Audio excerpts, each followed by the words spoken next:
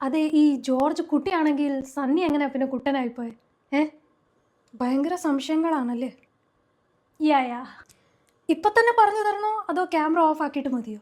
മതി മതി, ഓഫാക്കിയിട്ട് മതി. അല്ലെങ്കിലും അതാണല്ലോ പതിവ്. അപ്പോൾ ഗൈസ്, ഞാനും അമ്മയും ഇന്ന് റിവ്യൂ ചെയ്യാൻ പോകുന്നത് സീരീസ് അല്ല, മൂവിയാണ്.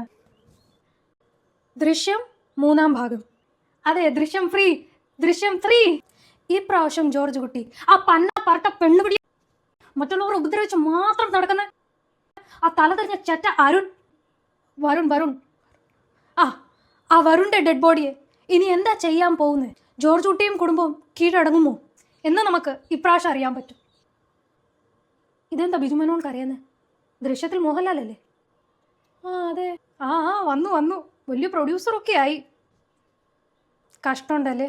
ആരോ ചെയ്ത ദ്രോഹത്തിന് എത്രയോ വർഷമായി ഒരു കുടുംബം മുഴുവൻ ഇങ്ങനെ അനുഭവിച്ചുകൊണ്ടിരിക്കുന്നു. മൂത്ത മോളെ കണ്ട ഇപ്പം തന്നെ മീനേക്കായാലും പ്രായം തോന്നിക്കും.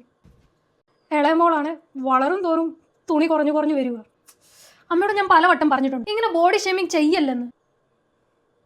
ഒരാൾക്ക് ഇഷ്ടമുള്ള ഡ്രസ്സ് അവർ ധരിക്കും, അതിന് അമ്മയ്ക്ക് എന്താ? ജോർജ് കുട്ടിയുടെ മോളെ ജനിച്ചാൽ മതിയായിരുന്നു.